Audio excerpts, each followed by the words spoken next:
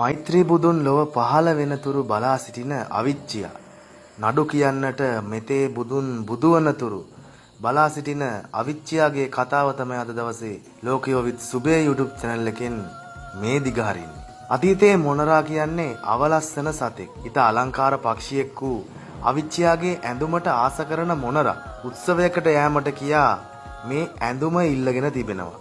ඒ ඇඳුම යලි හම්බෙච්ච නැති නිසා මේ අවනඩුව විසඳීමට මෛත්‍රී බුදුන් ලොව පහළ වනතුරු අවිච්ඡියා සෑම දිනකම ආයිත් කියන් හෙවත් ඇවිත් කියන්නම් යනුවෙන් හඬ නගන්නේ යයි මෙරට ප්‍රකට ජන කතාවක් තියෙනවා. මොනරාගේ පිළ ඊට අලංකාරයි. ඒ පිළට සමාන කළ හැකි අලංකාර සිරුරක් මේ පක්ෂියාට හිමි වී තිබීම මෙන්ම අවිච්ඡියාට අනෙක් කුරුල්ලන්ට මෙන් දිග වලිගයක් නොතිබීමත් මේ ජන කතාවට මූලාශ්‍රය වූවා වෙන්න පුළුවන් කියලා අපිට විශ්වාස කරන්න පුළුවන්.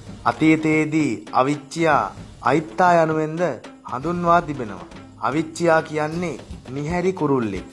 උතුරු අර්ධගෝලයට ශීත ඍතුව උදා වීමත් සමග අවිච්ඡියෝ ඊටා වෙහෙසකර ගමනකින් ශ්‍රී ලංකාව බලා පියාසර කර එනවා. අවිච්ඡියන් වැඩිපුර හඬලන්නේ හිරු උදාවන මොහොතේදීත් හිරු බැස යන මොහොතේදීත් තමයි. මේ නිසා මේ කුරුල්ලාට හයට හඬලන කුරුල්ලා යන තේරුමින් ද්‍රවිඩ බසින් අරුවානි කුරුච් යනුවෙන්ද පවසනවා.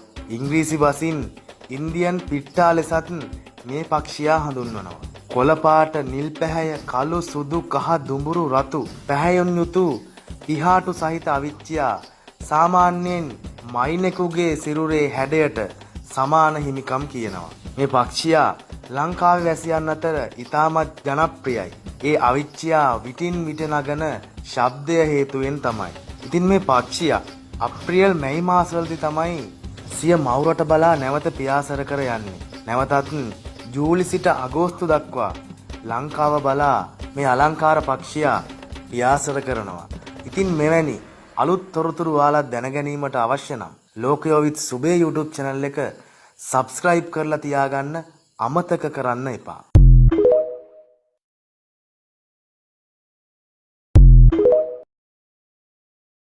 මෛත්‍රී බුදුන් ලොව පහළ වෙනතුරු බලා සිටින අවිච්ඡිය නඩු කියන්නට මෙතේ බුදුන් බුදුවනතුරු බලා සිටින අවිච්ඡියාගේ කතාව තමයි අද දවසේ ලෝකයෝ විත් සුබේ YouTube channel එකෙන් මේ දිගහරින්නේ. අතීතයේ මොනරා කියන්නේ අවලස්සන සතෙක්. ඊට අලංකාර පක්ෂියෙක් වූ අවිච්ඡියාගේ ඇඳුමට ආස කරන මොනරා උත්සවයකට යෑමට කියා මේ ඇඳුම ඉල්ලගෙන තිබෙනවා.